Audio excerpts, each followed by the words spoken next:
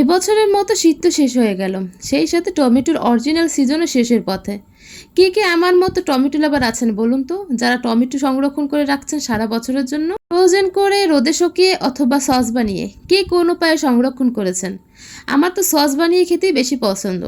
যারা 12 মাসে সস লাভার তাদের অন্তত এই সময় কিছুটা হলো টমেটো সংরক্ষণ করে রাখা উচিত সস বানিয়ে। আমি তো অলরেডি একবার বানিয়ে খেয়ে শেষও করে ফেলেছি, তাই ভাবলাম আর একবার বানিয়ে কিছুদিনের জন্য সংরক্ষণ করে রাখি, তাহলে অন্তত কেমিক্যাল ও ভেজাল মুক্ত সস কিছুদিন হলেও খেতে পারবো। তাই তো বাসায় এই সস বানানোর আয়োজন চলছে।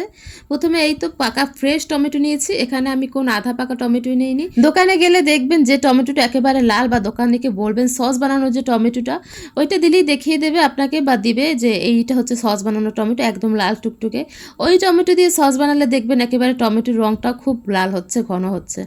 তারপরে এই তো টমেটো বানানোর জন্য আমি এখানে টমেটোটা সেদ্ধ করে নিয়েছি, এর ভিতর দিয়েছিলাম রসুন আর মরিচ। তারপরে এটা ঠান্ডা করে তারপরে আমি ব্যালেন্স করে নিয়েছি। এবার একটা ছাঁকনিতে এটা ভালোভাবে ছেঁকে নিই। আমি এখানে মার্কিন কাপড় ব্যবহার করেছি, কারণ আমার টমেটোর পরিমাণ বেশি ছিল, তাই টমেটোর পেস্ট অনেক বেশি হয়েছে। একসাথে এতগুলো পেস্ট আমি ছাঁকনি দিয়ে ছাঁকা সম্ভব ছিল না, তাই আমি এখানে মার্কিন কাপড় ইউজ করেছি। এটা দিয়ে আমি খুব ভালোভাবে টমেটোর যে আসল পিউরিটা সেটা খুব ভালোভাবে ছেঁকে নিচ্ছি।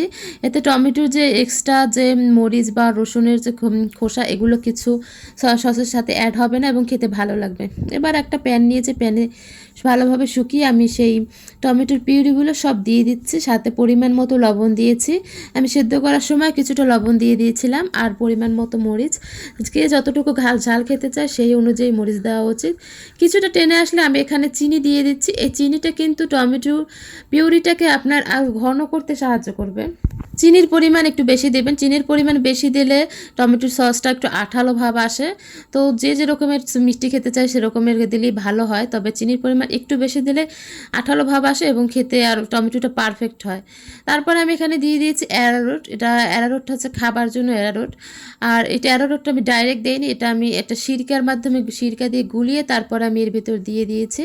সিরকা তো টমেটো সসের ভিতরে অবশ্যই দেবেন, সিরকার কারণে টমেটো সসটা খেতে টক লাগে এবং খেতেও ভালো লাগে, টক মিষ্টি ঝাল সব ফ্লেভারই পাওয়া যায়।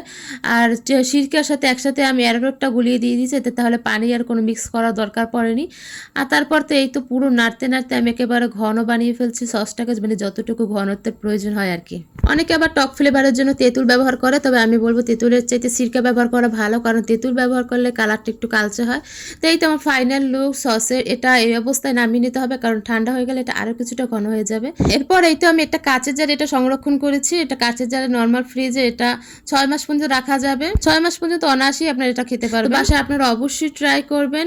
সবাই ভালো থাকবেন, সুস্থ থাকবেন। আজ এই পর্যন্তই, ধন্যবাদ।